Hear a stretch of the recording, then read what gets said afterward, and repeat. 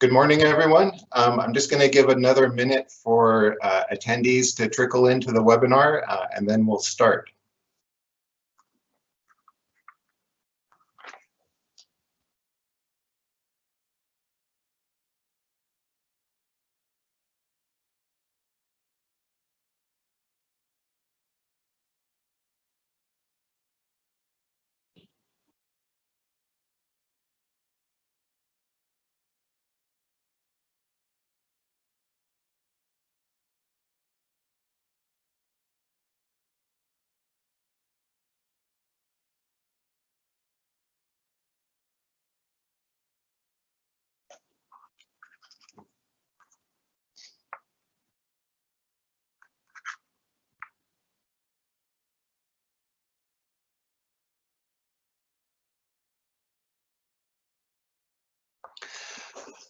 Okay, good morning, everyone. Thank you for joining us this morning. My name is Cameron Carlisle. I'm an associate professor at the University of Alberta, and I'll be introducing the rest of our team and the presentations as we move through this morning. I'm just going to be starting by giving a bit of an overview about how our webinar is going to move forward and how you can participate. So thank you very much for joining us this morning. I know it seems these days that you could spend all of your time in a webinar, and so we really appreciate that you've decided to join us this morning. Right now we're sitting at over 50 attendees, and so I'm really glad to see that level of interest in our presentation. I'm sorry that I can't be handing out cookies or donuts or muffins this morning, but hopefully you've got lots of elbow room wherever you are, and the coffee's made the way that you want it. I'll just first let you know that this recording or this webinar is being recorded, and it will be posted later on, and so we will follow up with the emails that you use to register to let you know where you can access the presentations if you're interested in sharing it, or if you're not able to stay for the entire event. Your participation and your attendance in the webinar today is entirely private. That won't be included in any of the material that gets put up online. I would like to start by acknowledging that the Universities of Alberta and Saskatchewan are located on Treaty 6 territory, and that we respect the histories, languages, and cultures of the First Nations, Métis, Inuit, and all First Peoples of Canada, whose presence continue to enrich our vibrant community. For me, that territorial acknowledgement is particularly important because I used to have a grad student working in my lab who was Indigenous, and she often struggled with her sense of belonging within the university and in doing research, despite being incredibly talented at the work that she did. And so while the land acknowledgement is a small step in reconciliation, I hope that it at least communicates that Indigenous people and communities can and should participate in our research and at our institutions. Our event this morning came about from two different places.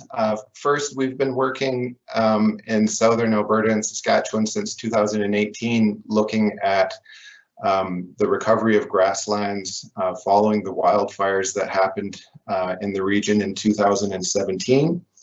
And we've tried to communicate with the landowners who have participated in that study, but of course, COVID made that more difficult.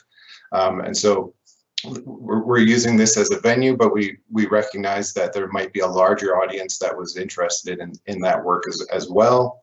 And then secondly, and more generally amongst ourselves, we've often discussed that even though we do research in the region, just because of geography and being located farther north, we don't get to the south as often in order to have discussions about our research and reach that broader audience. And so we've tried to embrace these new technologies in the era of COVID in order to do that. And as this is a new technology for us, I hope that you excuse any glitches that we have as we go along. I would like to thank the funders that you see on the screen who have supported the research that you'll hear about today. And all of these research projects also have many other groups, organizations, and people involved with them. And we're particularly thankful to all of the producers and landowners whose land we're working on and who have helped us along the way with this research. Our format this morning will involve 6 presentations, each about 12 minutes long, with a few minutes for questions between each of the talks. That should take us about an hour and a half, after which we've allocated additional time to address any outstanding questions that may come up. So please do ask us questions or provide comments. You can do that anytime. So if a question pops into your head, please go ahead and ask it. On the right-hand side of your screen, you should be able to bring up a panel with a button at the bottom that says ask a question. We'll be monitoring those questions as they come up, and I'll ask them to our presenters as we go through the morning. Our first 2 talks this morning will be about grasslands following fires that happened in 2017.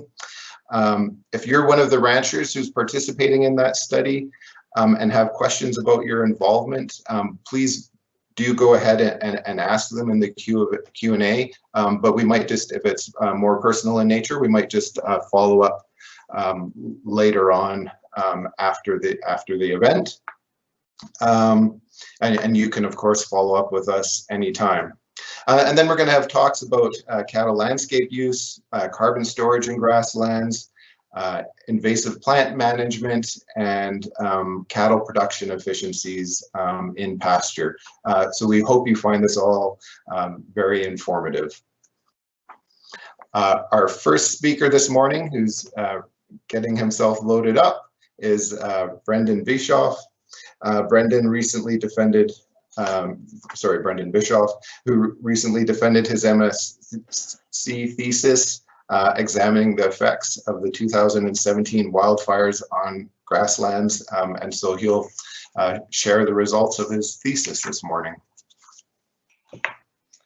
Okay, thanks, Cam. Is everything looking good there? Looks good.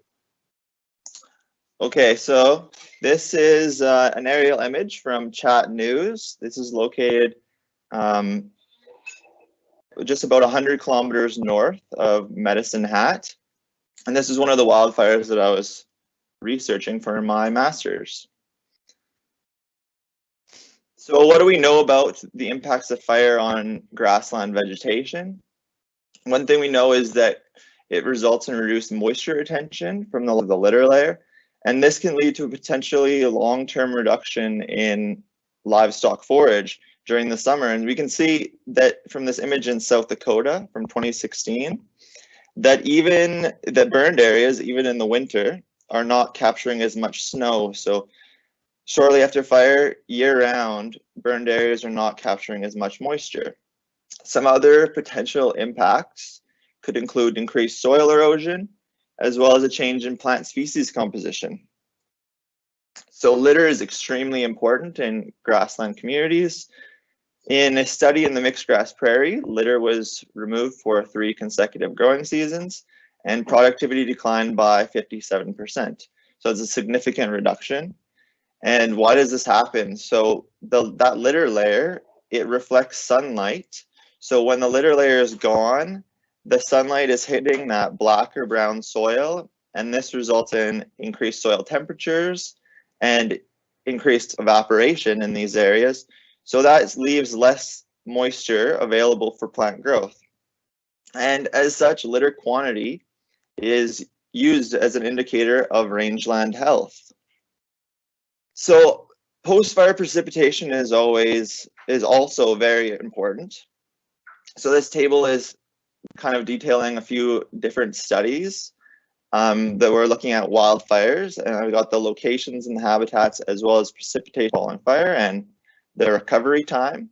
So this first study by Erickson Erichuk actually happened very close to my study sites in the mixed grass prairie, and precipitation following the fire was 85% for 3 post-fire growing seasons. And we can see the recovery time here took 3 or 4 growing seasons. While these 2 other studies by Bork and Gates, they happened in the fescue prairie and the mixed grass prairie.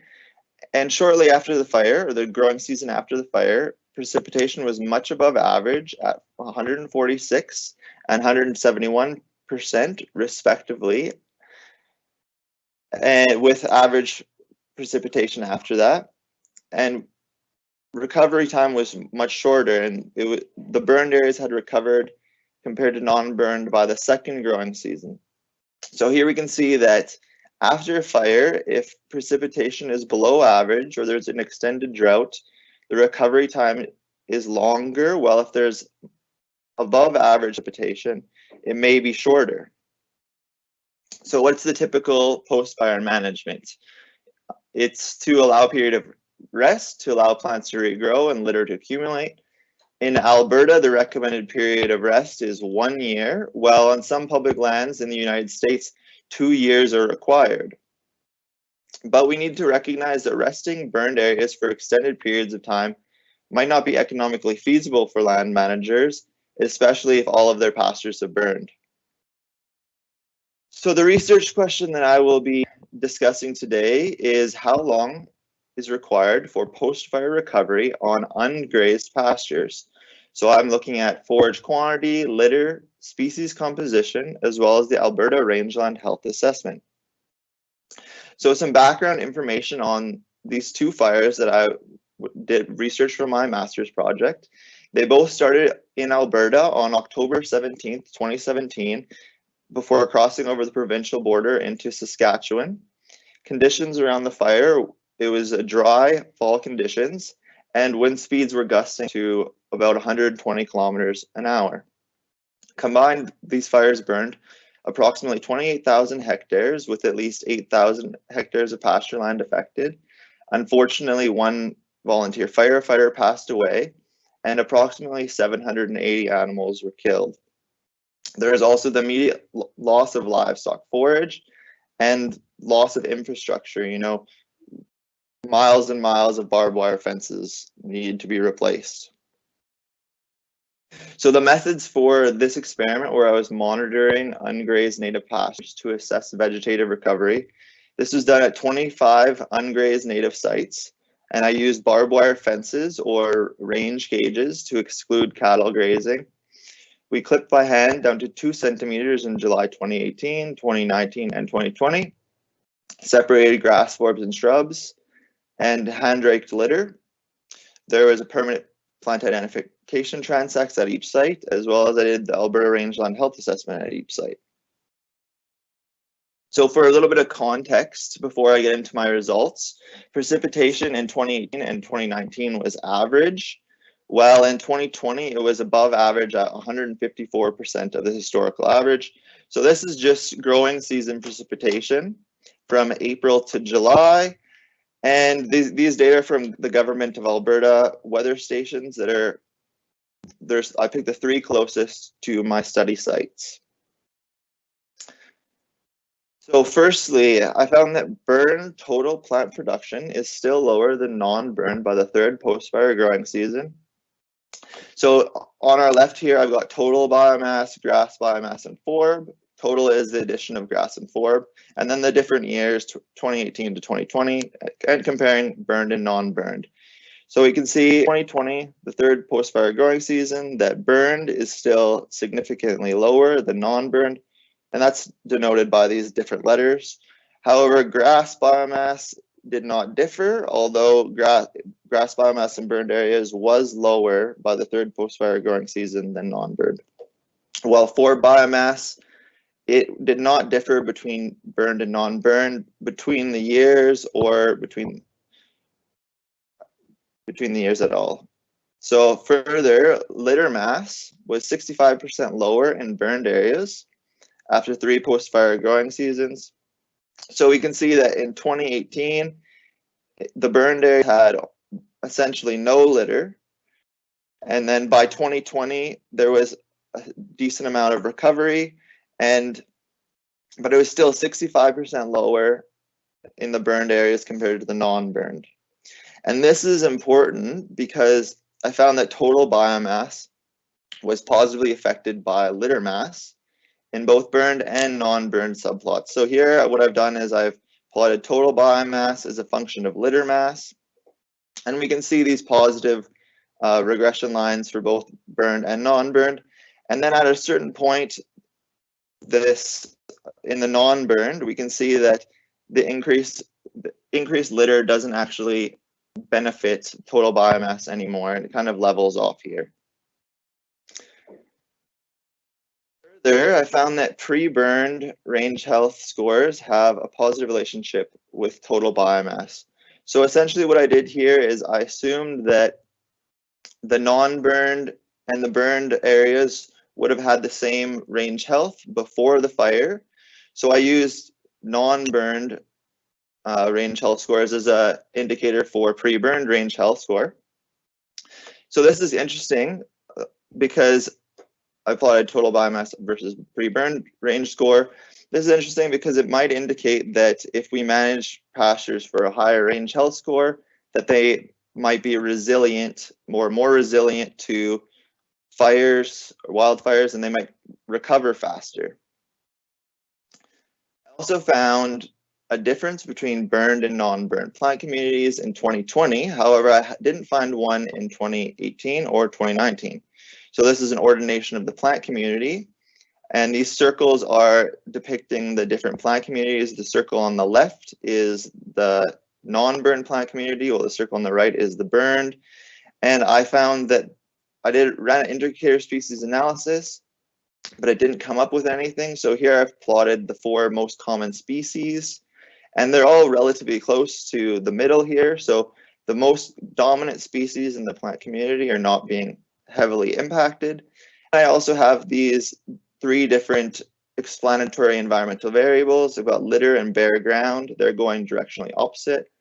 And litter is going slightly more towards non-burned, while bare ground is going slightly more towards burned. That makes sense. There's more litter in the non-burned areas and more bare ground in the burned areas. This other explanatory environmental variable is range score. And here I included the burned and the non-burned range scores. And the range score was always higher in the non-burned areas. So my summary and post-fire recommendations: burned total biomass is still lower than non-burned by the 3rd post-fire growing season. So this might indicate that long periods of rest might be required even without livestock grazing. Litter was reduced by burning, and even by the 3rd post-fire growing season, it was 65% lower in burned areas compared to non-burned. So litter accumulation should be monitored after fires because it's critical for rangeland moisture retention as well as plant growth. Interestingly, I found a positive relationship between pre-fire range health and total biomass, and this may indicate that pastures managed for better range health are more resilient to wildfire. And I found no differences in species composition in 2018 or 2019. However, in 2020, there was a difference. Thank you. I'd like to thank all of the landowners that let me do research on their properties or lands that they manage, and well as all sources of funding, and all of my colleagues at the University of Alberta and University of Saskatchewan that have helped me throughout the field seasons. And I'm ready to take any questions if there are any. Yeah, great. Thank you, Brendan. One question has come through just regarding whether or not invasive species such as downy brome or anything else has popped up following the fire. So at my sites, there was not a lot of invasive species. There were some of the sites had some crested wheatgrass nearby, and I'm not sure if they increased after the fire or not. But overall, I mean, there wasn't a lot of invasive species coming in. You know, there was some tumbleweed that came in, but that started to seed, but it can't compete with the native grasses that are in those locations.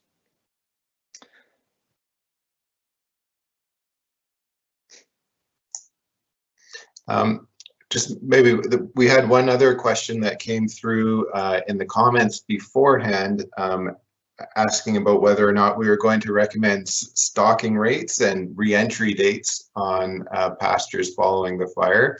But I think maybe that is actually a good lead into our next speaker, Sarah, who will touch on those questions in her presentation. Thank you, Brendan. Thank you. Okay, so our next speaker this morning is Sarah Grover. Sarah is a MSc student at the University of Saskatchewan. She just started last summer in her program, and so she's going to be talking a little bit about some preliminary patterns that she's looked at following the data we've already collected, and what she's going to be doing looking at these wildfires in the future. Thank you, Cam, for that introduction. As Cam said, I did just start my master's project, and I would like to thank the numerous producers who have participated in this study, as without their contribution to my and Brendan's research, it wouldn't be able to happen. So to get started, I do have two project objectives for this presentation. So the first is to understand what role grazing plays in the recovery of both litter and forage following the wildfire, while the second is to understand the length of litter and forage. As Brenda did mention, litter is an important component of prairie ecosystems, especially in mitigating soil erosion, helping retain soil moisture, adding to soil organic matter as it continues to break down, as well as being a habitat for small mammals and ground nesting birds. Forage, though, is a really big important key factor in grazing animals, as it is the primary feed source. It can add to soil organic carbon, as well as determines range health scores. Grazing, though, is known to affect both litter and forage, but the effects following wildfire are lesser known, which is why I am focusing on grazing primarily for my project. So to get started into some results here, I'm going to start with some methods. So I'm focusing on the 12 grazing exposures which are present throughout the study and are randomly dispersed within burned areas and unburned areas, and they are situated essentially half and half is burned, half is unburned, and forage and litter are collected during peak biomass, which is typically mid-July, and then the samples that are collected are dried prior to statistical analysis. So the grazing exposures do create 4 treatment combinations. So burned areas that can be grazed, burned areas that can be ungrazed, unburned areas that are grazed, and then lastly the control, which is unburned, ungrazed areas. So just taking a quick glance at the results before I get into the nitty-gritty here. On the left hand, we have the litter biomass, and as you can see, there is a stepwise difference between 2019 and 2020 for all treatment combinations, while for forage, there are more subtle differences. One thing that I would like to point out is the grazing component to the treatments. I have sectioned out all of the information I have for grazing, and it is areas that are actually grazed, so it's not just a treatment name that's being used for these results. So to start with the more subtle, from changes between 2019 and 2020 for each treatment, there was a decrease in forage biomass for all treatment combinations, except for one treatment, which is the purple boxes circled there, which had an increase in forage biomass by 26%. So to understand what's driving these differences, is it grazing, is it fire, I'm going to be comparing the treatment combinations to the control. One thing I do want to point out is that the yellow arrows are for the 2019 year, green arrows are for the 2020 year comparison to the controls. So Burnt areas that have been grazed in both 2019 and 2020 were below the control by just over 100%. And then for burned and ungrazed areas, in 2019, forage production was below the control by 76%, while in 2020 was below the control by 20%. So there was great improvement seen for 2020 for areas that were rested.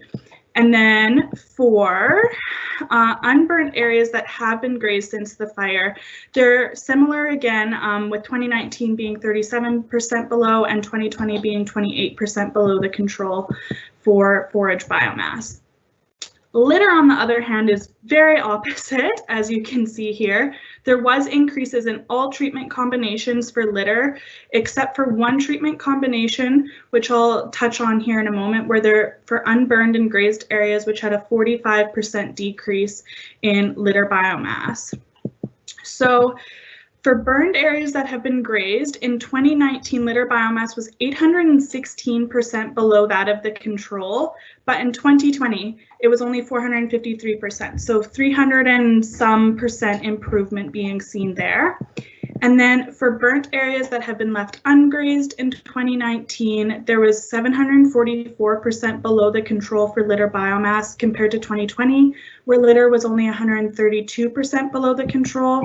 And then this is where that decrease was seen from 2019 to 2020, where 2019 exceeded litter biomass control by 36%, and then in 2020 was below the control by 50%. And some rationale behind that most likely is because in 2019, only a select few producers did end up grazing, but in 2020, numerous producers participating in these studies did choose to graze, so I'm just assuming it is removal from grazing happening there, as well as potentially some weather conditions. So, is it fire and grazing independent of one another or combined that's driving these differences? So for forage, what I'm seeing is that foraging, or fire, my apologies, fire and grazing, when they're independent of one another, aren't inhibiting the recovery. Both fire and grazing are natural disturbances to prairie settings. So fire does happen less often, but is a larger event occurring. So plants are adapted to regrow after, as well as grazing. Grazing does happen more frequently every single day when cattle are out on those pastures. So plants are adapted to recover after grazing events. But what I'm seeing is when fire and grazing are compounded, there's a larger influence being created. So the plants are able to regrow, but it just does take a little bit longer because there are the two stressors being added to the plants at that point. Now for litter, what I'm seeing is the opposite. When grazing and fire are combined, they are adding to the recovery process. So fire removes all of the above ground biomass and the litter, and then so plants regrow, and when grazing comes in, the trampling action of the cattle actually adds to the litter. But also I'm seeing that burning alone isn't inhibiting the recovery process. As like I mentioned just previously, fire is a natural process in native prairies, so the plants are able to just nest naturally in the fall, since we have snow and we can't grow 24/7 here as some of us might wish. And then grazing does affect the litter content a little bit. It all depends on the amount of available forage that cattle are grazing, the amount of competition occurring between cattle. If that green plant, they can't get to it because their friend got to it, they will definitely try to eat that litter. So litter is removed from cattle grazing. So in conclusion, in 2020, 3 years following the wildfire of 2017, forage is nearly recovered. As Brendan mentioned, for the forb and grass, they are equal to that of the control for all treatments in the grazing exclosures. And so what about grazing? So grazing can occur. I wouldn't be hesitant to go about grazing, especially since they are statistically the same for treatments and the control, but I would be mindful of the critical physiological plant growth stages, such as reproduction, because we don't want to harm the reproduction of the plants, as we want them to grow as much as possible, since litter is still recovering.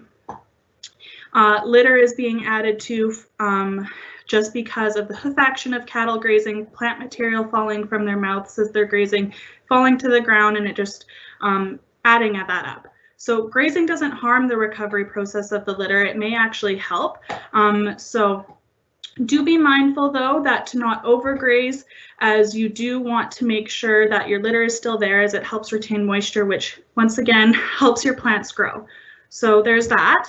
And then 2 points that I do want to follow up with here that Brendan did mention. Precipitation following a fire is important. The amount of water that is in the plants, the better able they are to grow. And then lastly, as Brendan found in his study, is that the higher the range health scores prior to a fire event, it may increase the speed of recovery. So managing for higher range health scores potentially will lead to that higher recovery speed. I do just want to finish up with some future research goals that my project is going to be taking me on. I know a lot of people are wanting to know the stocking rates that they can put their cattle on, and I wish I could give you that right now, but it is a goal of mine to finish and find that out, as I am receiving stocking rate and date entry and takeoff dates for animals that will be grazing. And this is a landscape level study that I'll be doing, as I have numerous just plain burn, unburn comparisons that I'll be using for this, not the exclusion of grazing. So if you need to get on after the next event, we can help that out. And then for grazing utilization, I'm wanting to see if those cattle are going in burn, unburned areas, and in what proportions. And then lastly, to see how topography plays a role in the biomass recovery. This is going to be from a remote sensing aspect. So the entire area, as the fire area that did occur, is very topographically diverse. And seeing how the recovery of biomass differs from that will also aid in management decisions, as I do want to make sure that the best management practices are available to you so you can make the decisions that work best for you, all of you. And with that, I am available for any questions that may have come up. Great, thank you, Sarah. A few questions have come through, and you may have touched on them a little bit. So yep. The first one is that even though biomass is still a little bit lower because of the fire, is it low enough that appropriate stocking or appropriate grazing would have a negative impact on community recovery or not? So I honestly would assess it on a case-by-case scenario. Since biomass forage, I should say, is equal to that of the control, which is unburned, ungrazed areas, I would encourage grazing, because you do want to get in there and use your forage, but I also would be cognizant of the amount of litter. If you're able to just quickly swipe your foot and see a whole bunch of soil, I maybe would be grazing at a different time, just making sure that the plants do have ability to regrow prior to freeze, so that when they do senesce, they can add to that litter level. So be very cautious, but I wouldn't hesitate in going ahead and grazing. Yeah, and maybe I'll just add to that while Eric starts getting up his next presentation, is that other studies that have been done looking at grazing following fire have suggested that grazing following fire does slow down how quickly the grasslands recover from the fire. But of course that needs to be balanced against someone's need to actually use that forage resource. And that's the other great thing I think about the study that we're doing, that is novel and is so incredibly dependent on the producers who are working with us, that they are providing their stocking rate data. And so at the end of this study, we hope to be able to provide more finely tuned recommendations on what grazing can look like following fire. So our next speaker this morning is Dr. Eric Lamb at the University of Saskatchewan. Eric does a variety of different types of work in grassland ecology, and he's going to be speaking today about cattle movement and habitat selection in mixed grass prairies. All right. Well, thank you, Cam, and good morning, everybody. So is my screen appearing to display correctly? Looks good. Okay, thank you. Yeah, so this work I'm going to be talking about here is also work that's been happening in southwest Saskatchewan, where I think we're starting to learn some lessons about how cattle use very, very large pastures that in the long run may help us to better utilize the available forage in them. I'd like to acknowledge here there's a couple of graduate students that aren't on this particular webinar who have been responsible for the majority of what I'm going to be talking about here. So the work I'm going to be discussing here was the starting point was again the idea of fire in grasslands, and in this case we were starting to examine the use of fire as a direct management tool in rangelands.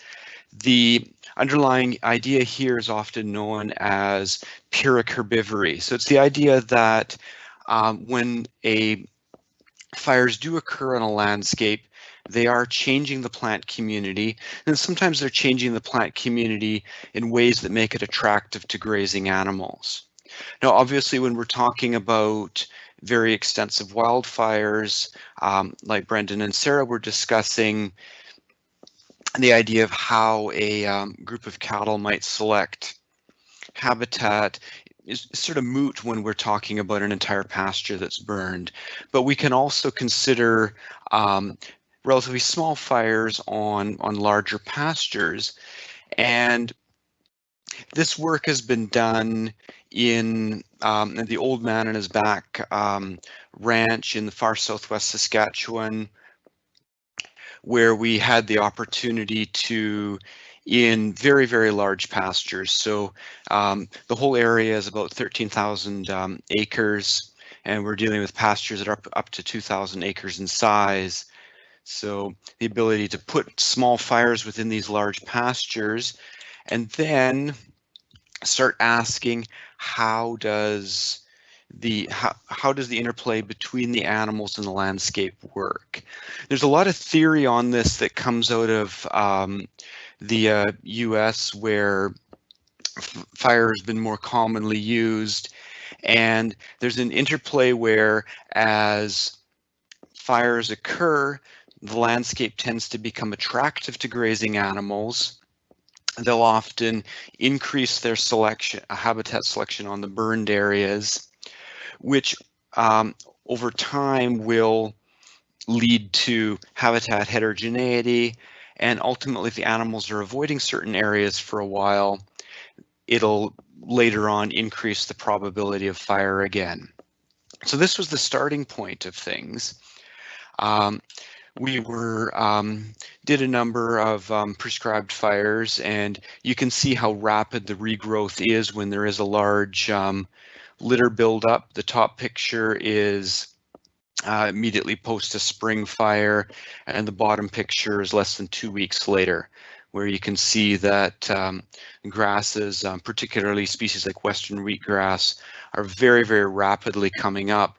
And I think you could probably see how this area might be attractive to a cow versus that, that built up litter. And within this work, we very quickly were able to demonstrate to our primary funders, who are some conservation agencies, that when your goal is to work in lightly grazed areas and to improve habitat heterogeneity and to improve species at risk habitat quality, this is a really good strategy. What I want to talk about here is the implications of what we're observing might mean when we're considering almost any large pasture. And reason is within these very large pastures, we were quantifying cattle movement with GPS collars. This is my PhD student, Dale Gross, putting a collar on an animal. They are relatively easy to use. They'll record a location about every 15 minutes or so, and so they quite quickly give us an idea of how a group of animals is using a landscape. And these are some of the results we can come from this. So what we're looking at here is 3 views of a couple of pastures. For scale, the upper pasture in the figure is 145 hectares, and the bottom pasture, which is an old crested wheatgrass, is about 45 hectares. The colors in these figures indicate how much the cows were using a particular area in the pasture. So a red area represents very, very high use. Blue represents very, very low use. And these are relatively small pastures. And ultimately, the cows were exploring the entire area. So there was some usage everywhere, but we find quite substantial amounts from one area to the next. And most interestingly, we find very, very significant differences between years. So the third panel to your right there is just comparing 2017 and 2018 between years. So this is same size cattle herd, same amount of time in pasture, and you can see that they radically changed how much they were using areas. As an example, if we look to the right of the top pasture N8, you'll see that the high use areas, they were highly used in both 2017 and 2018, but in 2017 much, much more strongly. And so even though we've got a relatively high stocking rate and relatively small pasture, we've got quite different amounts of utilization between years. We kind of dive into what's going on in these pastures. Some of the things are obvious. So I've got just a Google Earth image of the pasture, and you can see in this one here that the large red dot in the top is the water hole. So we have some pretty obvious usage patterns driven from that. But then we have other usage patterns that are being driven by topography. So you can see there's a large red spot in the box marked number 6. And then if we look over at the Google Earth image, we can see that there's a trail going to that spot, and it's a little bit of a lower area that has slightly higher productivity in it.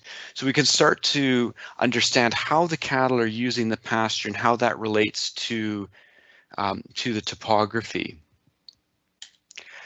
An example on this, in the larger pasture, you can see it again, it's wet areas that seem to be drawing the majority of use. But if we look along the towards the left side of the pasture, you can see that there's no major obvious differences in a large area of that pasture, yet we do see differences in usage.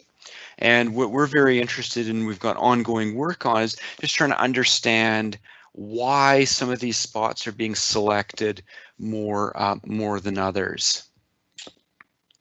We're using things like moisture indexes. So this is a satellite image indicating how affected the plants in a given area are by soil moisture. We're using things like topography. So we've got quite a very varying topography, so both steep slopes and flat areas, so understanding how that affects cattle use. And in within the pastures, we're finding that these very substantial differences between years, even though there aren't obvious changes in how a particular location has in its productivity from year to year. And so what this figure here is just showing us is that between 2017 and 2018, these large blocks in the pasture, some of them were much more highly used, some of them were much less highly used. So this is suggesting that we do have from year to year quite strong differences in how cattle use pastures. What we don't understand yet at this point is what this means in terms of your cattle management. So is this something that is a good natural process where cows might be using an area a little bit more highly in one year, and then they're just naturally allowing those areas to rest the second year, or whether these changes in usage actually represent, potential issues in terms of overall forage use in the pasture. So we're continuing to work on this. It's very much works in progress to understand this. And one of the things we are working on within this is between these 2 years, 2017 was quite a wet year down in that area, so there was a lot of available forage. 2018, the available forage was quite a bit lower, particularly in the burn spots, and we think that may be part of what's driving this inter-year variation in usage. So within this, when we're thinking about cattle usage within pastures, given that fire is one of the themes of this work, one of the things my PhD student Dale Gross is working on is understanding this at a landscape scale. So asking, can we identify places in the landscape that are at higher fire risk? And can we then use targeted grazing to reduce those risks? And an example you can see in this map here, there's certain creek valleys within the this larger ranch complex that represent the places of highest fire risk within the landscape. And particularly these represent the areas where a low to medium intensity fire could basically find openings to move across a landscape. And so maps like this would then become a tool to suggest that, for example, in the eastern half of the area, if we could encourage a concentration of grazing for a few weeks in one of these at-risk areas to take down the accumulated biomass, we're effectively creating natural fire breaks within this landscape. So currently he's primarily working on the remote sensing tools to be able to accurately do this. Longer term, we hope that this will be a tool that we can use to assess larger landscapes so that we can reduce the risk of extreme fires from moving further than they have to. So some of the take-home messages from this: when we're dealing with very, very small limited fires within very, very large pastures, basically these have almost no impact on the cattle movement and habitat selection of cattle. It's the larger landscape features like the configuration of wetlands and things like that that are primarily driving the cattle habitat selection, but we do also have this substantial year-to-year variation in selection, which we're seeking to understand the implications of. And so keep tuned. In the next couple of years, we'll hopefully have more to say on this particular topic. So thank you very much for joining us. I know it's a substantial chunk of your day to listen to us, but we really appreciate your support for all the research we do, and hope that our information's helpful to you. And I'd like to thank you, some of the sponsors of this work, and are there any questions? Thank you, Eric. A few questions have come through, I think. So one is asking whether or not the cattle herd was the same group of animals from one year to the next. So it's an excellent question. So it was the same producer, and I don't know whether all of the animals were the same. But I'm quite sure that some of the animals within the herd were the same, because this was a long-term grazing patron on this site, and they'd typically brought back the same herd year after year. So. And then another question, what are the variables you can suggest to build the habitat selection model rather than slope and wetness? Have you thought about the involvement of habitat selection models into carrying capacity estimation? Yeah, so beyond the wetness variables, we would obviously have things like measures of available biomass. So these would be NDVI and similar things. We would of course be including a lot of habitat features in there too. So location of mineral blocks, water, and other attractants in there. We would throwing a lot of information into these models. As my thing is probably one of the most important ones is the available forage, and then how that interacts with things like distance to water. Okay, and then just one last question. Have you looked at forage quality as an indicator for selection? Yeah, so we do have some measures of forage quality for these sites. We've been, shall we say, very backed up on the lab end in terms of getting these measures operationalized within the models. At this point, I think we're probably best to go with things like the ratios of grasses into forbs in the community and things like that. But certainly all things that we are considering in there. So thank you very much. And if you have further questions, I'd be happy for you to contact me directly.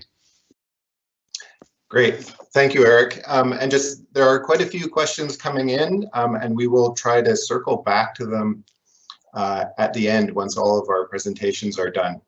And now our next speaker is me, and I'm going to be talking about carbon storage in rangelands in the Canadian Prairie.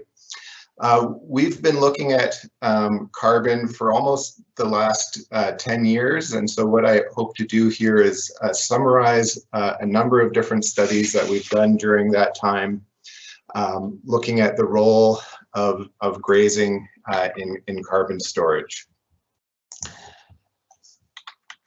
And so starting a little more, why are we changing here? Oh, it's just a bit of a lag. Okay, so we've been looking at ecosystem goods and services more broadly in grasslands during that time. Ecosystem services are the benefits that we as people get from our landscapes, and this can include things like forage, carbon storage, pollination, wildlife and water cycling and purification and regulation. And so our landscapes provide lots of different things for us. But of course, one of the concerns is that we have lost a substantial amount of our grassland ecosystems over the last century, and that this loss is continuing to happen.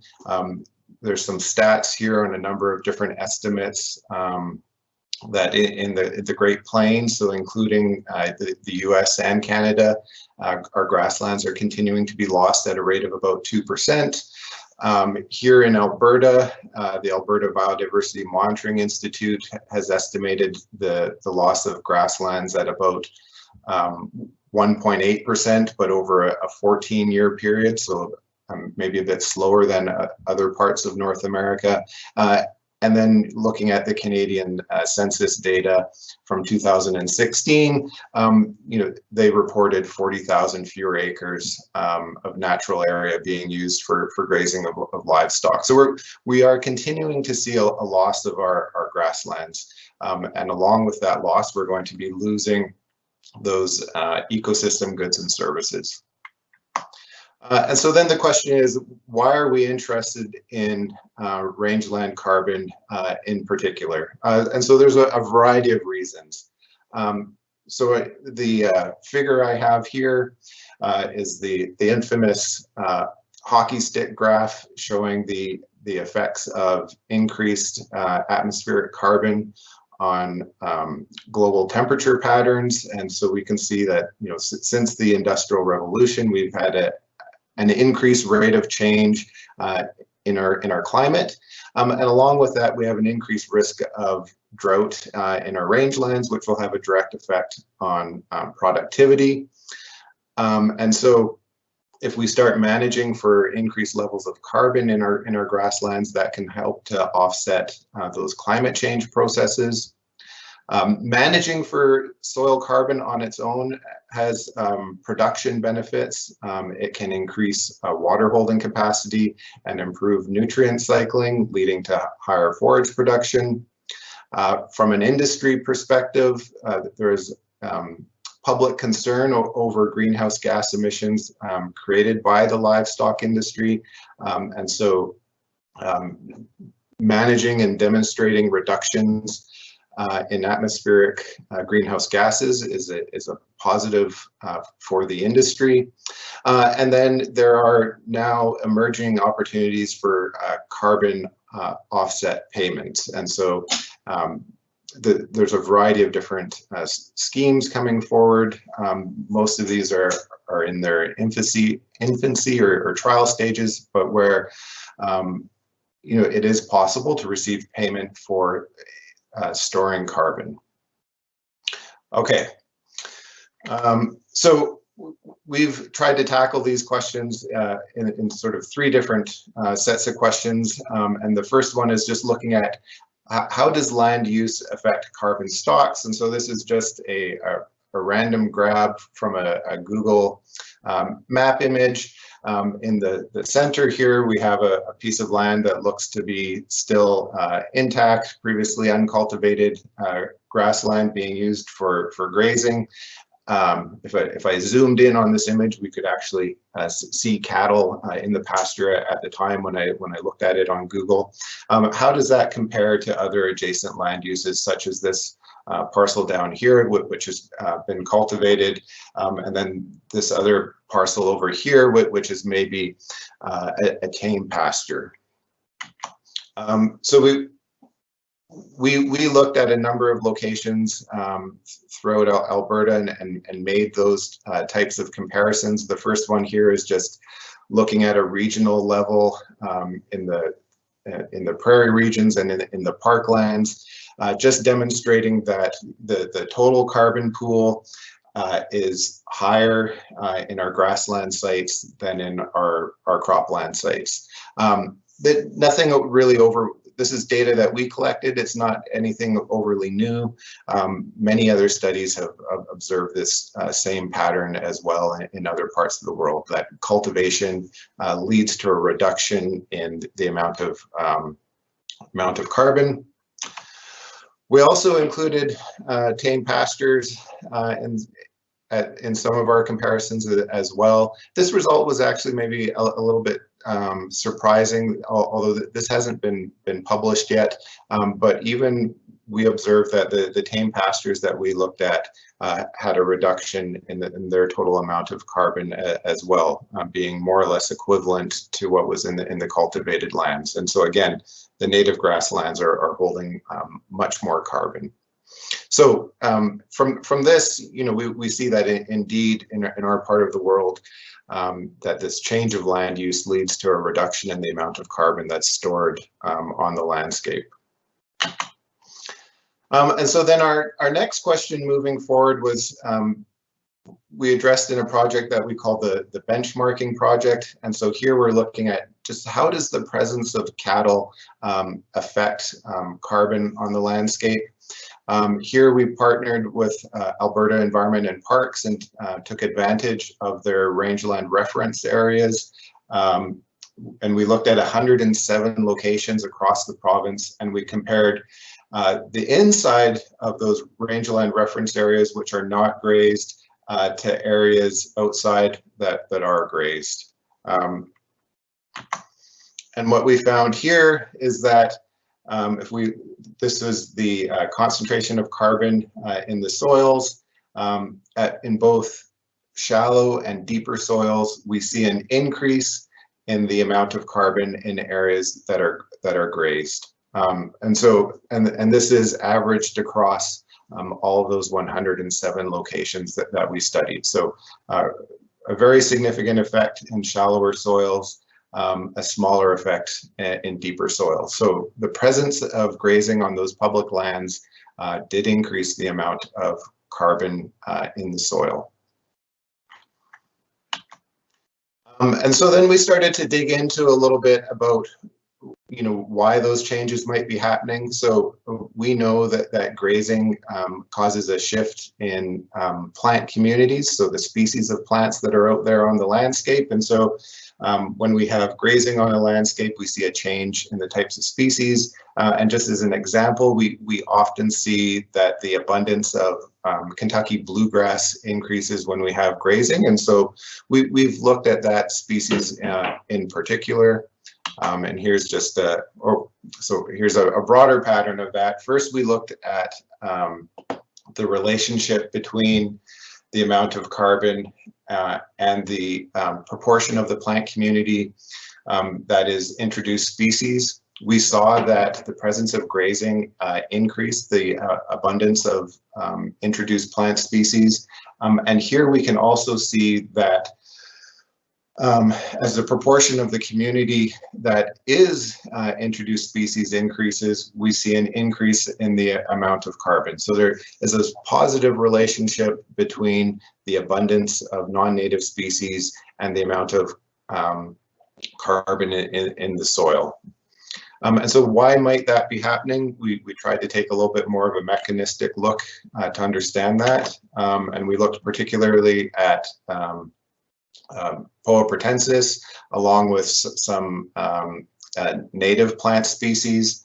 And so a master's student, Sean, he produced thousands of these litter bags that he filled with individual clippings of individual plant species and put them out on the landscape. And then he would go and collect them and weigh how much mass was remaining.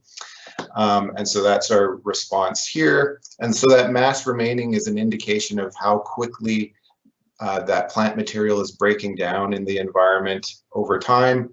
The green line that I've highlighted here is that Poa pratensis. And so what we can see here is that it is decomposing more rapidly than the other plant species. And so this might be an underlying reason why we're seeing that increased amount of carbon with that shift towards more non-native plant species. And probably the reason why that Poa pratensis is breaking down more rapidly is that it has a different chemical composition. And these graphs on the side here are measures of the amount of enzymes produced by microbial organisms used to break down plant matter. And the green bars I've highlighted here are the amount of these different enzymes on Poa pratensis. And so you can see Poa pratensis has a much higher activity of enzymes on it, which has led to that increased rate of decomposition. So there are underlying reasons why grazing might lead to these changes that we're seeing. So that first study was just comparing the presence of grazing to the absence of grazing. We've started a number of studies, well actually we've completed a number of studies looking at whether or not different grazing management practices can lead to increases in grassland carbon. So this will help us to be able to make recommendations about how we can actually manage these systems for more carbon. So this is looking at things like stocking rates, so the intensity and the amount of use by cattle, and even looking at different grazing systems. So in terms of seasonality, duration of rotations, cattle density, and other factors like that. And so with data that was provided by the government of Saskatchewan, that was collected at community pastures throughout the province, we looked at the relationship between stocking rates on the bottom here and the amount of carbon in the soil. This was an incredibly neat data set to have because for all of these pastures, there was long-term management data. And so we were actually able to calculate what the stocking rate, what the amount of use by cattle was for the time period before the sampling was done. And it is actually often fairly challenging to get stocking rate data. So this is a particularly unique data set. But what you can see here is that with increasing stocking rate, so having more use by cattle, we saw an increase in the amount of carbon in those soils. And so, just to put it in context, these were community pastures, and these are relatively light stocking rates. High or overgrazing has been shown in other studies to reduce the amount of carbon. But so again, just reinforcing that idea that use by cattle can lead to increased soil carbon.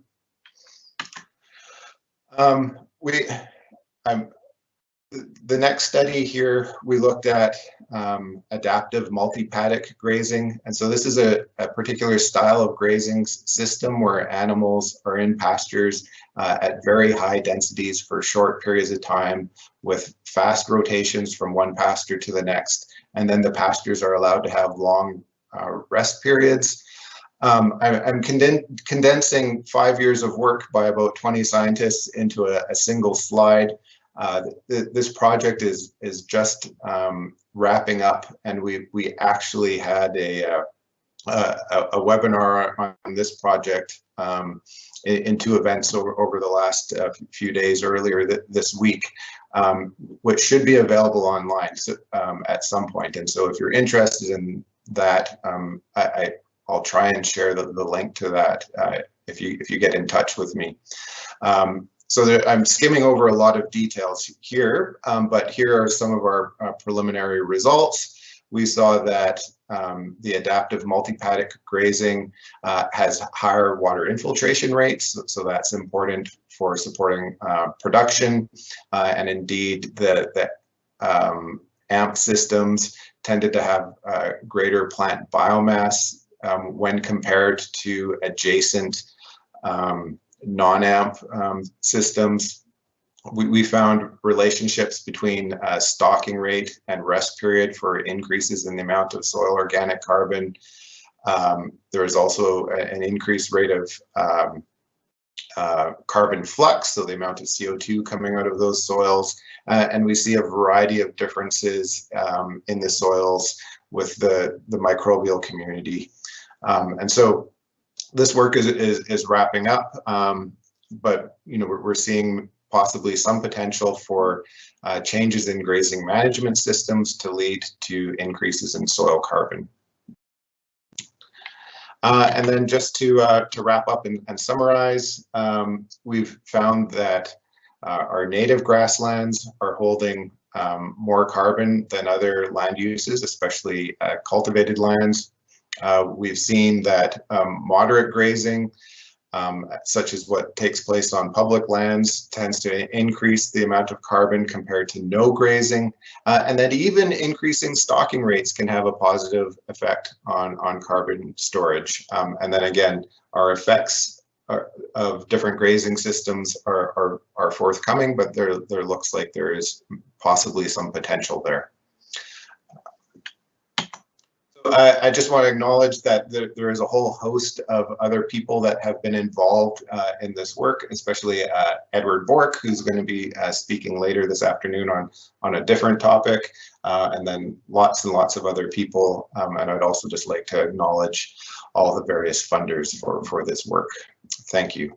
And I'll have a quick scan now to see if there's any questions that have come through.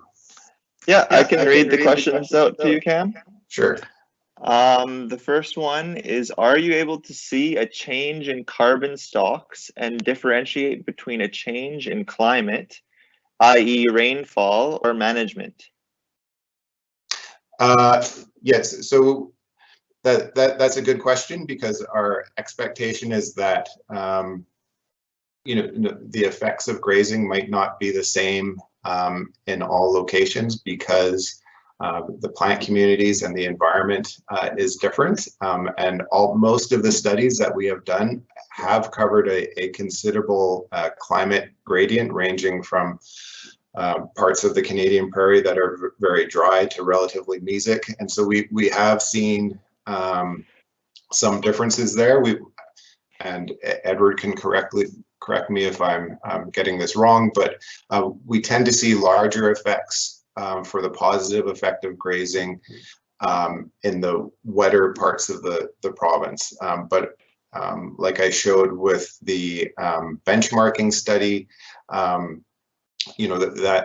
the statistics there show that those effects were universal across all the sites, but there is a tendency for them to be stronger at some of the wetter sites. Yeah, I'll just chime in, Cam, on 2 points there. The benchmarking site used paired design, so climate issues wouldn't be a factor because we compared grazed and non-grazed within each site. They were right side by side.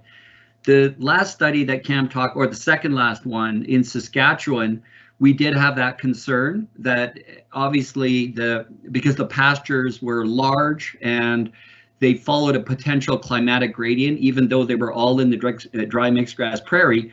What we did there to counteract that is we actually computed a normalized stalking rate. So we computed a stalking rate relative to what was recommended for a given plant community type. And the recommended stalking rate was already determined by differences in not only plant composition, but also climatic factors. So that allowed us to isolate, if you like, the additive effect of stalking rate over and above the climatic factors. Yeah, good. Thank you, Edward. And then another question here. What depths were you looking at carbon? Do you think that carbon would be stored at a greater depth in native grasslands without Kentucky bluegrass invasion? So yeah, that's a good question. So across the different studies, we've had different depths. So the benchmarking study, we went to 30 centimeters deep. The study in Saskatchewan, those samples were 60 centimeters deep. And in the AMP study that we're doing, we actually have data down to a whole meter. The general trend that we tend to see is that the response is happening in the upper soil layers to a much larger extent than is what's happening in deeper soil layers. In fact, I think there's very little differences once you get to the very deep soil layers. And then the question about Poa pratensis is a good one, and we haven't separated out, and I'm not sure that we could, with the samples that we have, separate out the role of rooting depth by different plant species in their contribution to carbon. Okay. Do we have time for one more question? Sure, one more. Okay, this one is from Mike. He says, Cam, what are your thoughts about stalking rate and carbon being related to site potential, where the sites that can support the highest stalking rate are the most mesic and productive sites, and as such are the sites that store the greatest amount of carbon? Yeah, I think to some degree, Edward answered that one already. We have seen, and so as he explained, what we were able to do there was separate out the relative effects of precipitation and higher productivity, where you might expect to have higher levels of stocking. And what we showed there is that even though those more productive sites, might have carbon, the higher the stocking rate, still that led to more carbon, regardless of the underlying productivity of the site. Okay, I'll stop talking now, and I'll introduce our next speaker. Lisa Ratz is the coordinator for the Rangeland Research Institute at the University of Alberta, and she is going to be speaking about work that she's been involved with, looking at the control of some non-native species in our rangelands. Excellent, thank you, Cam. And I'm talking about two different projects here. So looking at herbicides as a tool essentially for managing species. So I'll start off by talking about the Esplanade or Rejuvra project, looking at using it for controlling annual brome in native rangelands. And as you can see, this is a highly collaborative project, really spearheaded by Alberta Environment and Parks. But including many of us. And I also want to point out that this is a project now taken on as a master's degree, led by Annabelle Dombrow. And I'm really pleased she's joining us. She's been a summer student for the past couple of years and has really been part of the project since the very beginning.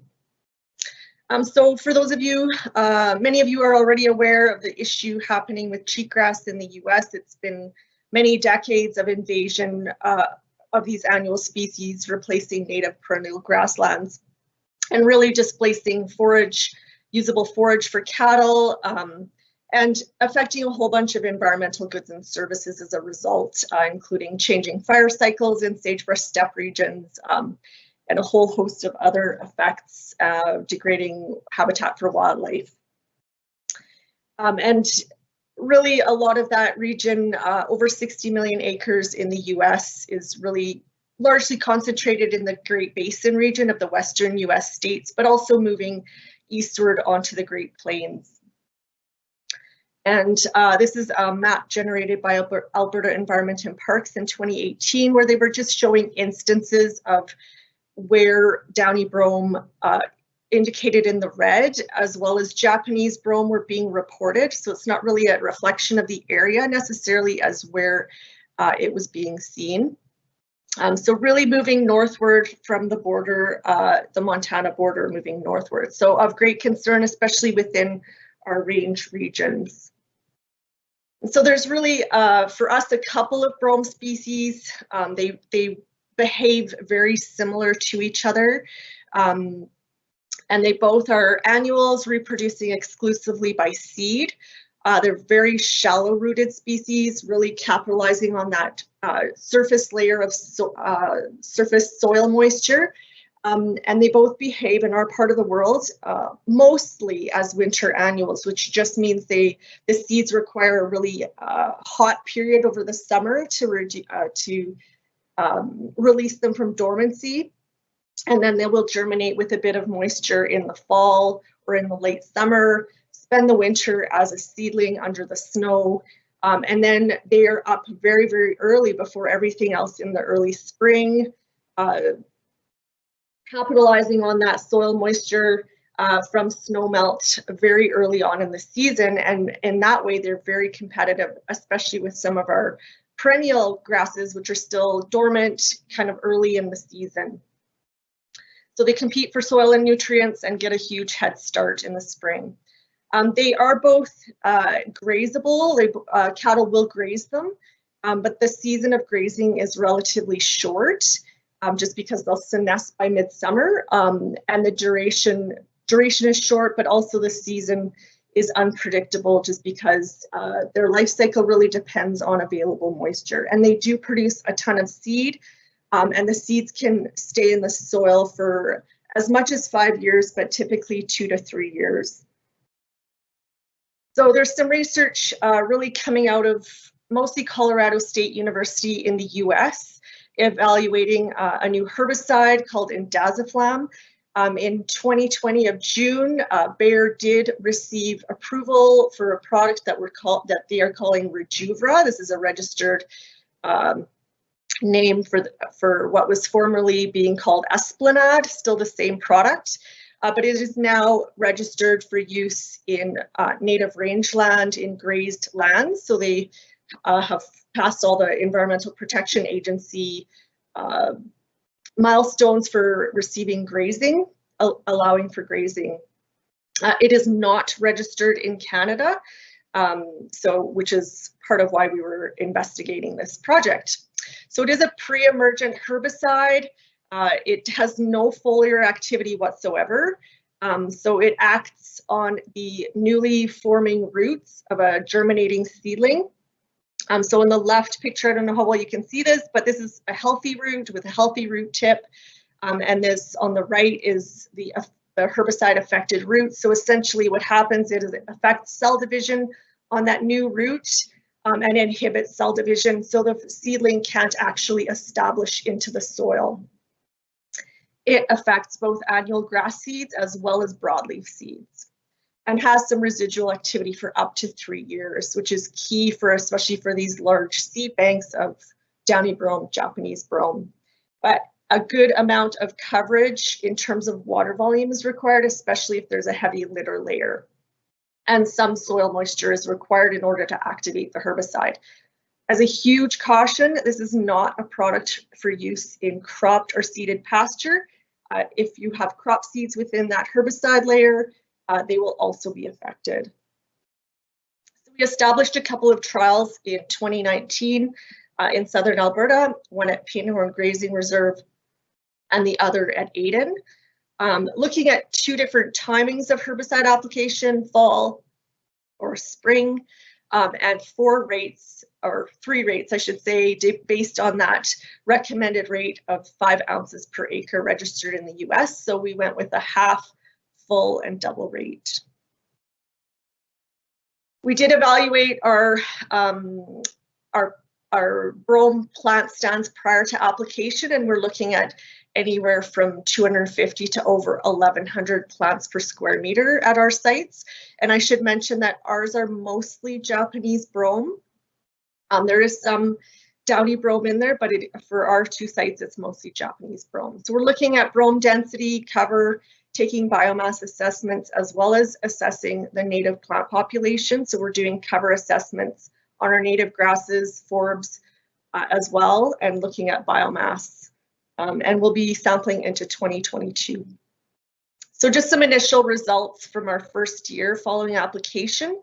I have the brome biomass on the y-axis and rates relative to the recommended rate on the x-axis, with the untreated control on the very left. The 2 colored bars are just the 2 sites. So as you can see at our one site, we are seeing some effect, especially with these fall treatments, reducing brome biomass, but we're not really picking anything up yet at our Aden site. But it is a residual product, so expecting to see something in the following years. Also looking at perennial biomass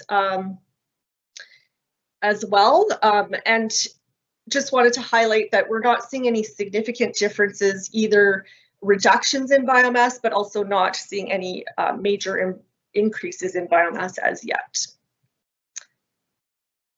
So I'm switching gears, also looking at using herbicides for control of wild licorice in mixed grass prairie. So wild licorice is a native plant to North America, likes the sandier to mesic soils, and it is a perennial that spreads by creeping rhizomes as well as by seed. It is highly competitive, and it's of growing concern. It's increasing on the prairies, especially in the southern Alberta, as well as across Saskatchewan and into Manitoba. Growing concern because it's generally not grazed by cattle, and it's displacing more palatable forage. It is considered to be invasive in parts of the western US. So in 2017, we initiated a small project evaluating 4 commonly used broadleaf herbicides, and we applied them in spring when the plants were at the 3 to 4 leaf stage, or in summer prior to flowering. And we used 2,4-D ester, Restore, Ingenia, and Nabius. I'm just showing a snapshot of some of the results just from one of the pasture sites. Both of these locations were at Maythias Research Ranch in southern Alberta. Wild licorice biomass is on the y-axis, and then I'm just showing the summer applied herbicides. The spring herbicides were effective in the year of application, but tended not to be effective over the longer term. So 2017 was our year of application, and then we did evaluate in following years. Untreated control is on the left. So we did see all of the herbicides were reducing wild licorice biomass the same year as application as well as the following year. 2019, we had well below average precipitation in April, May, and June. So even our untreated control had lower biomass, so we weren't picking up any differences. But in 2020, when precipitation returned more to normal, we were still seeing an effect from Restore, reducing biomass. But know that if you're applying a broadleaf herbicide, you will also have an effect on non-target for biomass. So we were also interested in seeing what the effects were on desirable species. So again, biomass on the y-axis, and I'm showing both spring and summer herbicide treatments in the following year as well as all the way to 2020. So really the summer applied herbicides tended to be more detrimental to some of these, or at least reducing biomass of non-target forbs. And by 2020, we were still seeing an effect with dicamba applied in summer. We were also interested in whether grass productivity would be increased as a result of removing wild licorice. And we did see at one pasture site Restore or aminopyrrolid significantly increasing biomass relative to the untreated control, but for the most part, most of the herbicide applications did see an increase in grass productivity. So just some management implications. Summer applied herbicides tended to be more effective, especially over the longer term. Restore or aminopyrrolid was effective in spring and summer, although the other herbicides applied in summer were also effective. But know that as a caution, non-target forbs will also be affected and they might be slower to come back. And we did observe an increase in grass productivity as a result of removing our wild licorice, but also a reduction in competition from other forb species as well. Some references, and a thank you to all the people who were involved in these projects, as well as to herbicide companies for contribution of herbicide product. Thank you. Great, thank you, Lisa. I'll start with a question that came in through the registration, which was just about the role of wild licorice as maybe being valuable for wildlife, and whether or not there's any other control measures for it other than spraying. Right, and that's really a valid point, and really goes back to perhaps some of the management goals of a particular land use.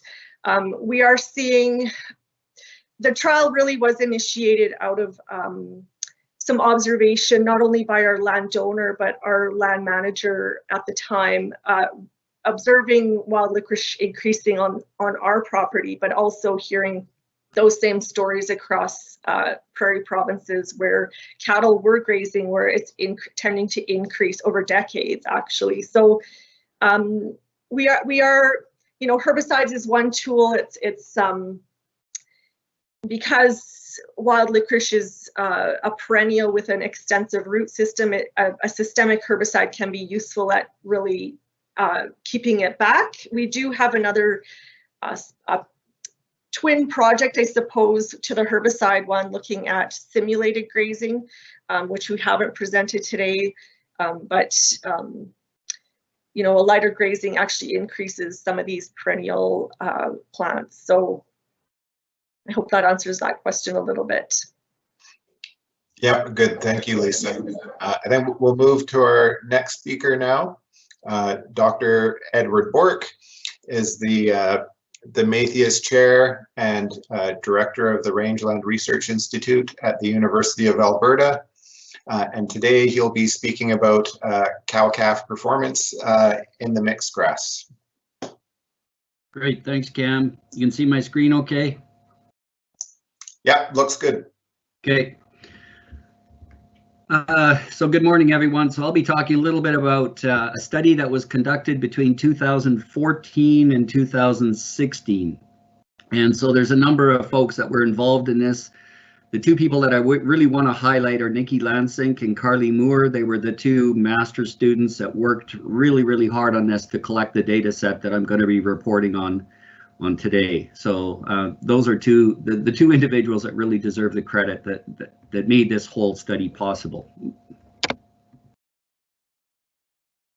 Okay, so this particular study was really about trying to look at this issue of feed efficiency in cattle and examine whether the use of residual feed intake as a genetic marker for feed efficiency in beef cattle, and evaluate how that particular metric might translate to animals when they're under open range grazing.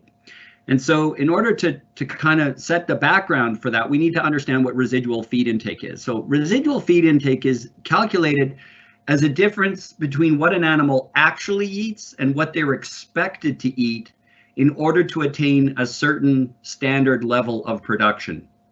And so when you do that calculation, you either get a negative value, in which case those animals are considered efficient because they actually consumed less than what they should have, or you can get the opposite, where animals actually have a high RFI, where in essence they had to eat more to achieve a certain target level of production. So for example, if you have an animal that actually consumes 10 kilograms of feed and it was expected to consume 15, the RFI would be minus 5 kilograms. And so that's a good thing because it means you basically had an animal that consumed less to achieve a certain target level of production. So most residual feed intake evaluations are done in dry lot, and so in feedlot. And the reason they're done there is because that's an environment where animals can be fed a certain controlled diet. And there are technologies, for example, GrowSafe. This is a GrowSafe unit right here on the right side, which enables us to do auto weigh-back. So we can track exactly what any one animal is eating at any given point in time. So we can compute over, let's say, a 60-day period, how much they've consumed, and then we can weigh them and we can determine, in essence, their feed efficiency. And one of the things about RFI is it is a moderately heritable trait. So it's something that we could potentially genetically select for if we wanted to improve the efficiency of our herd. And also it's independent of actual body weight and growth. So you can have a small cow that's efficient, or you can have a large cow that's efficient. So ideally, you know, a producer could then select all of their animals, regardless of animal size, to be efficient. So as I said, most of the work on RFI has been done in dry lot because we have this GrowSafe enabling technology. It's a controlled diet and it's a standardized environment. All the animals are in the same location, same temperature. They have the same activity budgets because they can't travel very far. And of course, we've eliminated foraging behavior. And that's not the case on pasture. So on pasture, animals are inherently highly selective, both within the landscape, among different plant communities, and then even at the plant level. And so it's much harder to quantify intake and is certainly much harder to draw conclusions as to what constitutes an efficient animal or not. So as a starting point, what we really wanted to do in this study is determine whether the molecular markers for feed efficiency, for RFI, as determined typically using GrowSafe or using genetic markers based on historical GrowSafe work, whether those markers actually translate to animals on pasture having greater body weight gain and larger calves, for example, through weaning weights and potential back fat recovery at the end of the summer. So to do this, I undertook a study at the Matthias Research Ranch, which is the same location that Lisa just talked about with the Licorice study. So this is located near Brooks, Alberta. It's in the dry mixed grass prairie. And we use a commercial herd of 450 Hereford Angus crosses. And all of these cows had basically been assessed previously for molecular breeding values for RFI. So those basically would have given us a predicted feed efficiency, what they should have produced. However, remember that those genetic markers are developed using previous dry lot trials, not on pasture. So what we did is we took what are supposedly efficient cows, so low RFI cows, bred them to low RFI bulls, and then looked at the whole production system the following year, the cow-calf production pair. And we did the same with high RFI cows. We bred them to high RFI bulls, and then again looked at their production. So in 2015, this was our assessment year. Calves were tagged and weighed at calving. Cows were weighed.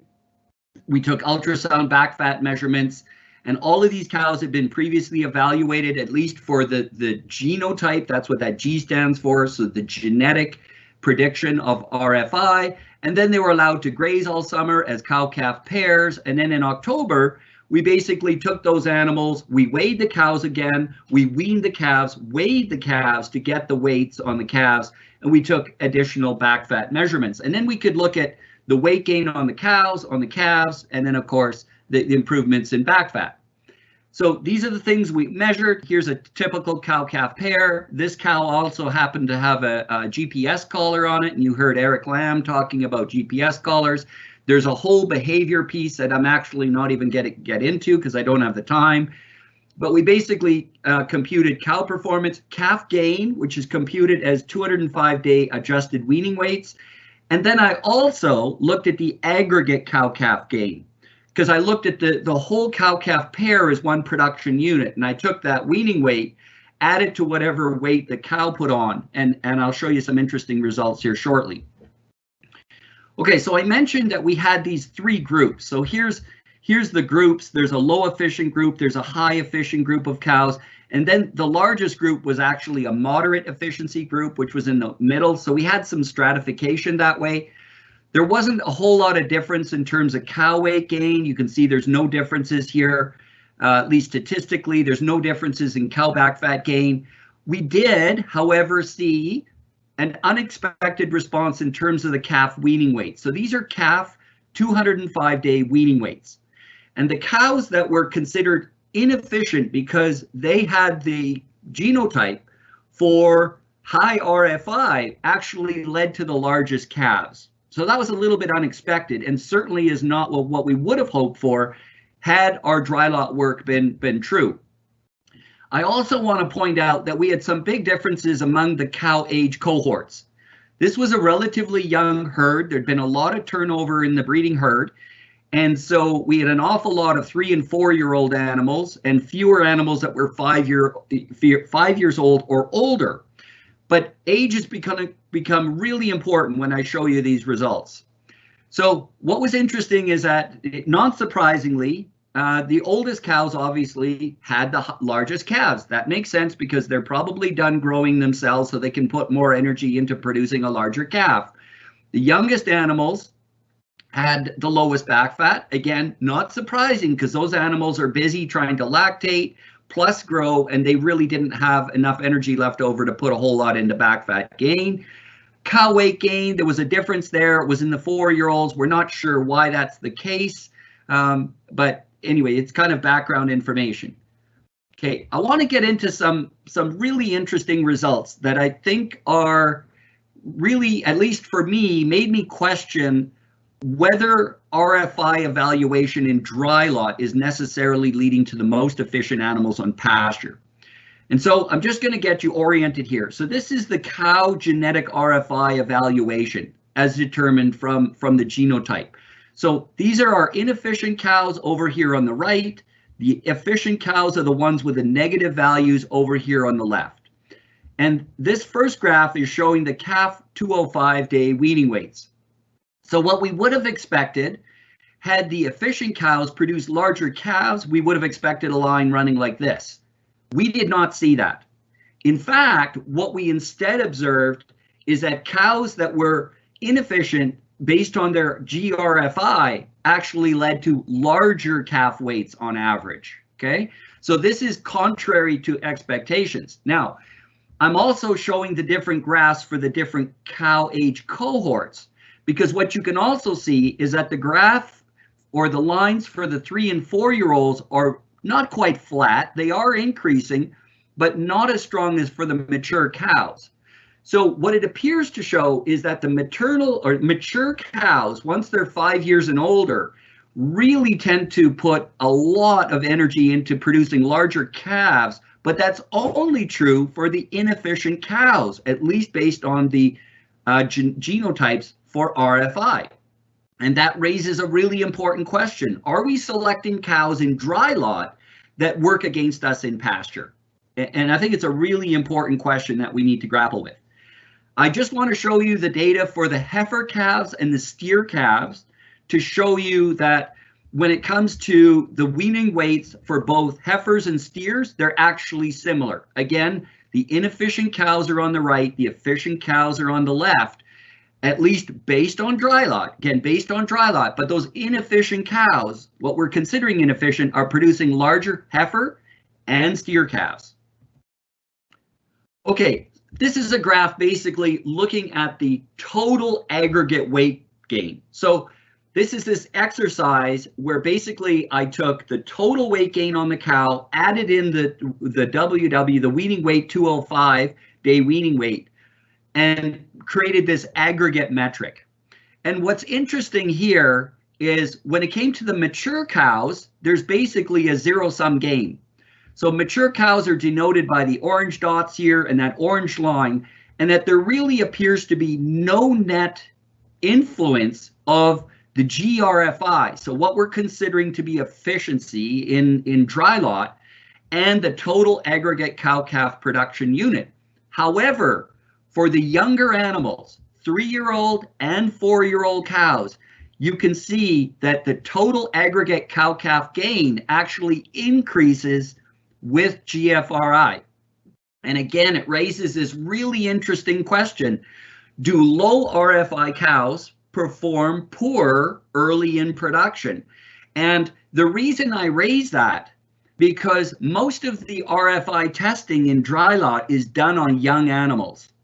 And so for me, it raises the question, do maybe the efficiencies on pasture not really kick in until we have mature cows that are 5 years and older, at which time we can maybe better evaluate how production efficient those animals are for producing a calf.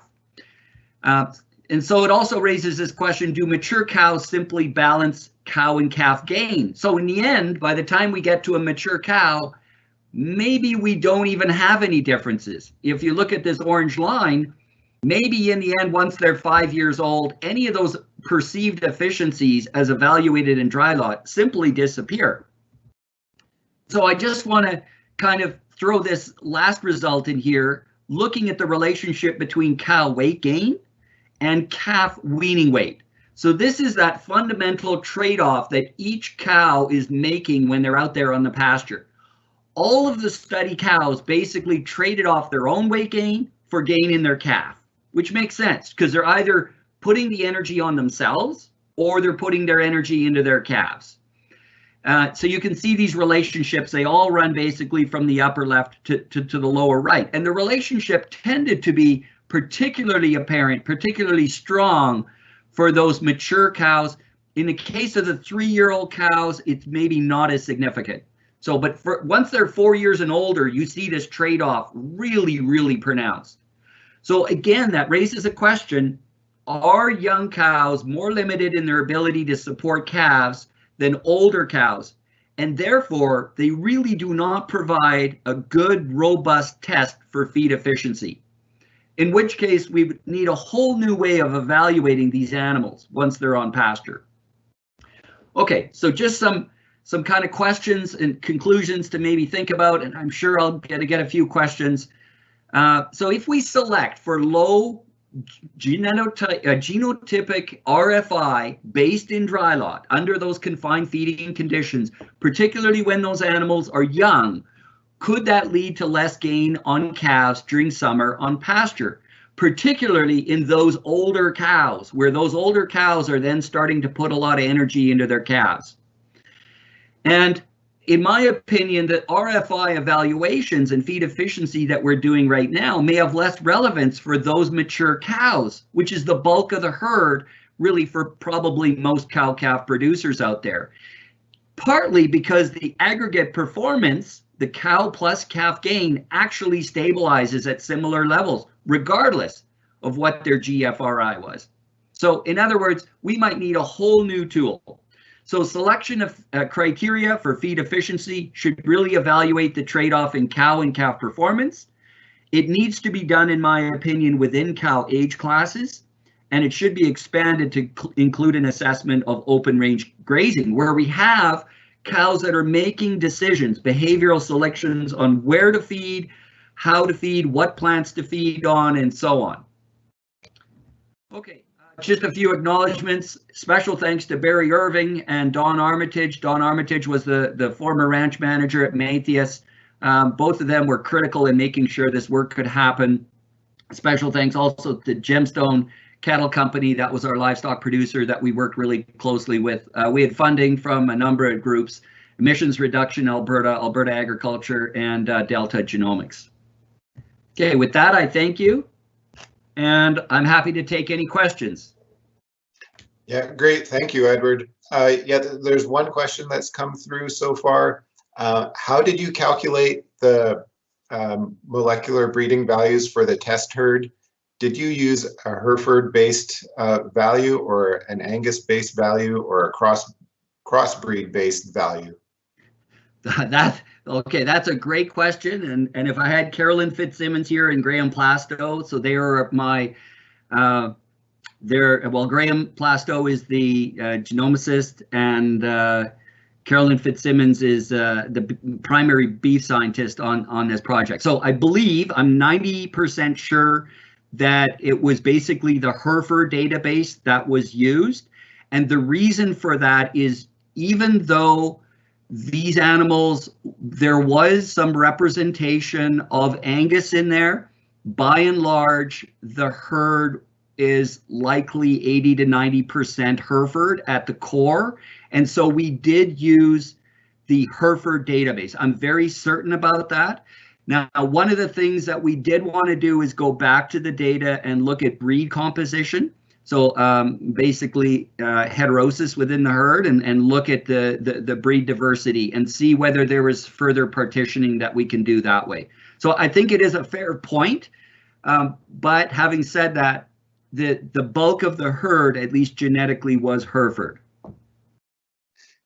Great. There's another question. What ratio of cow ages would you recommend for a pasture grazed herd? Oh, well, I don't think our data will shed light onto what the optimum is, but clearly our data are showing, I mean, that's a fascinating question, because really at the core of it is this question about optimization of what would be the demography of a herd. And clearly the rule of thumb is if an animal is dry, if it doesn't have a calf or it loses its calf, you immediately get rid of that animal. But then you're bringing in a young animal, and clearly there's some makeup time to be had. It's because when a breeding heifer comes into the herd at 3 years old and 4 years old, they're playing catch up.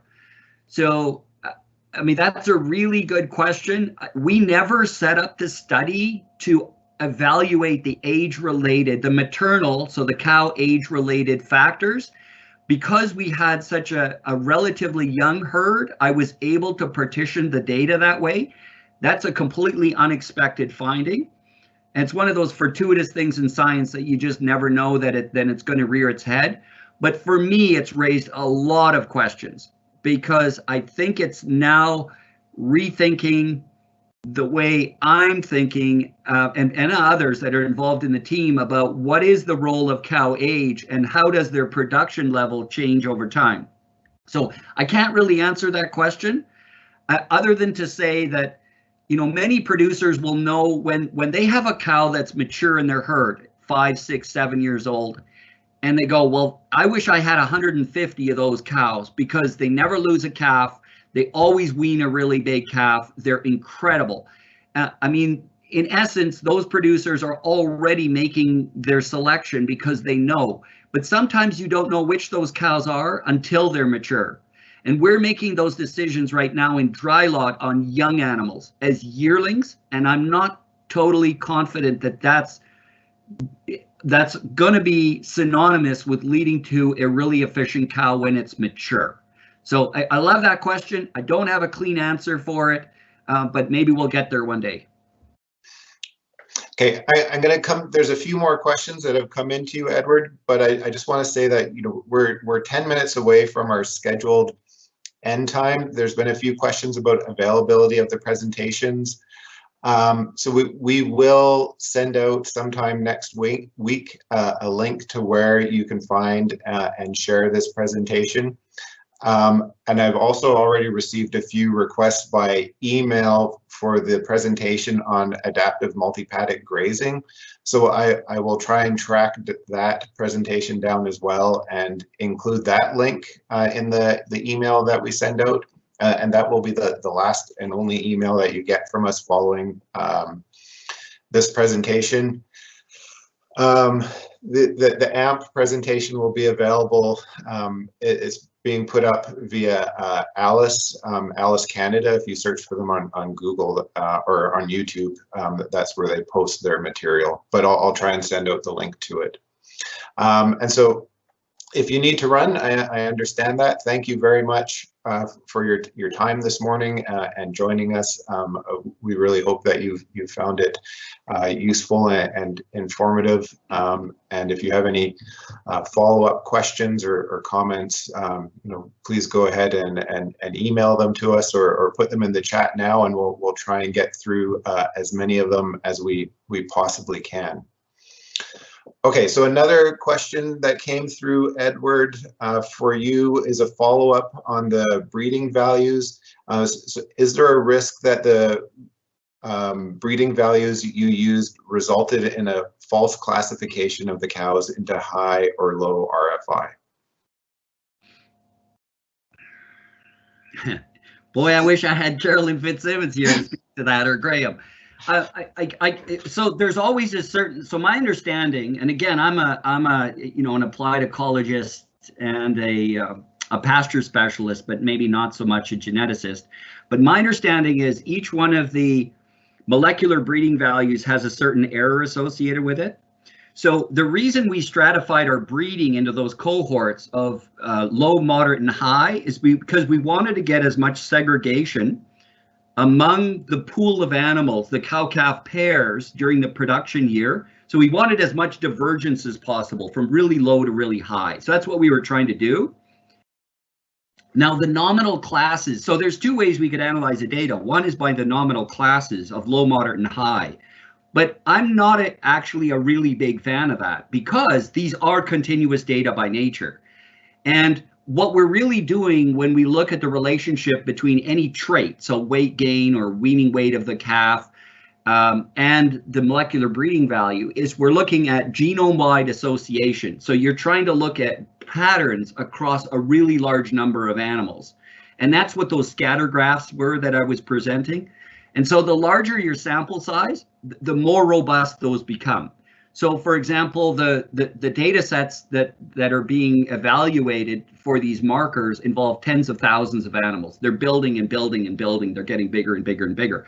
Ideally, we would have had 2,000 animals in this study, but it was already a Herculean effort to do 400. So the fact that we had as large a sample size as we did, I think is actually, and that we're finding the significant differences relative to GRFI, relative to even the age classes, I think is very intriguing.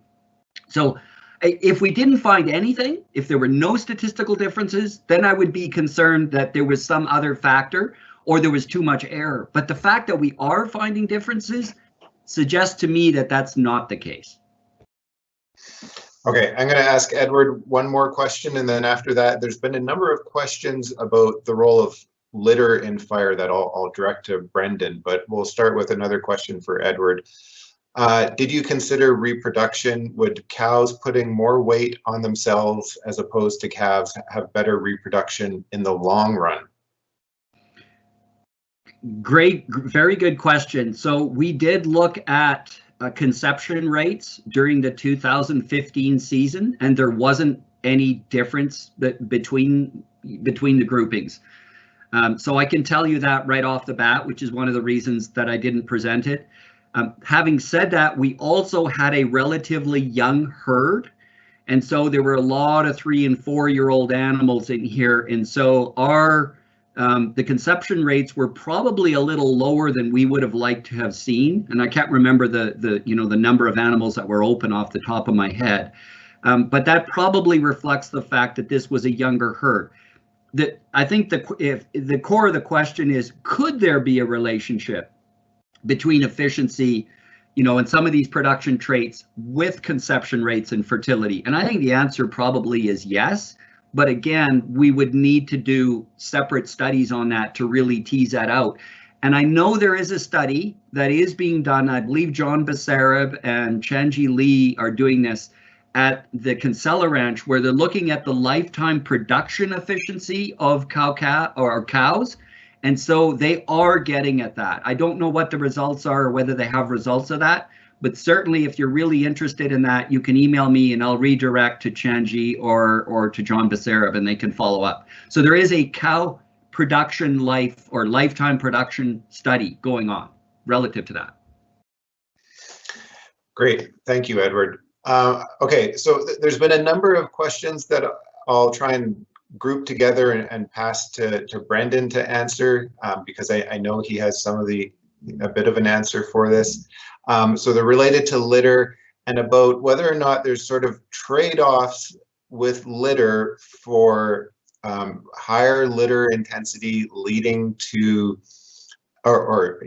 more litter leading to higher fire intensity versus litter being beneficial for range health scores and production. Okay, yeah, so if there is more litter in an area, I mean, yeah, it's fuel for the fire, right? So that could lead to a higher intensity fire. The fire would be hotter, and it could even be a higher severity as well, depending on, the conditions, the weather conditions around the fire, the moisture content in that litter, right? And what was the second part of the question again? Just litter as it relates to range. And how it relates to range health.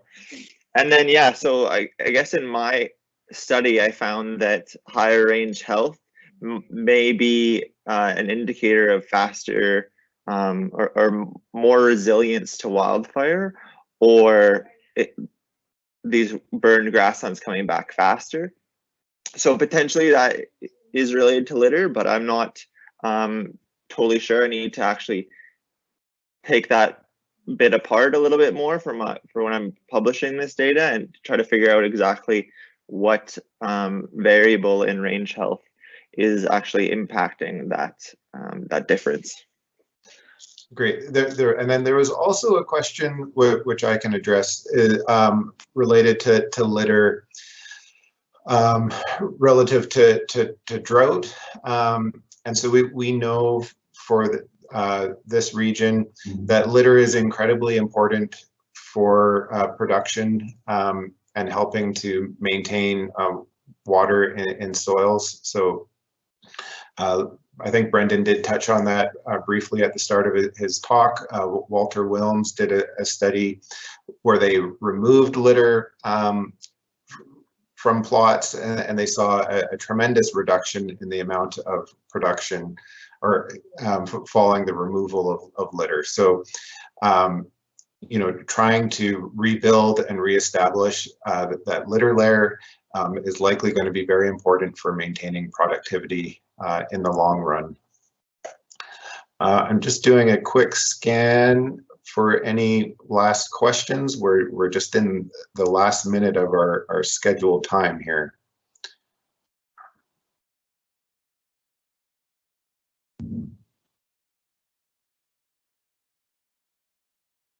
Oh, there's a question for Lisa, maybe. Did you monitor or did you look at whether or not the presence of licorice is excluding animals from an area, I think is what the question is asking. And so that the utilization loss may be compounding effects over just the reduction in grass production. So a spatial component in addition to a productivity component. Right, and we didn't really look at that per se. Our sites were fenced to keep out cattle, but I think as a patch, and this is probably speculative, but as a patch becomes thicker, because they don't tend to want to eat it, they will avoid the area, and basically the understory useful grasses would also not be utilized. But the cattle are, you know, I saw another question, they are facilitating some of the movement of the plant across the ranch, simply because those pods have those hooked bristles and it sticks to their coats, and as they move or are rotationally grazed, they are moving it other places as well. Thanks. And I'll just answer that there was another question related to the presence of non-native species and increased levels of carbon, whether or not there's a threshold. So I'm not sure about a threshold, but I think we do need to be cautious about equating increased levels of non-native plants with higher soil carbon.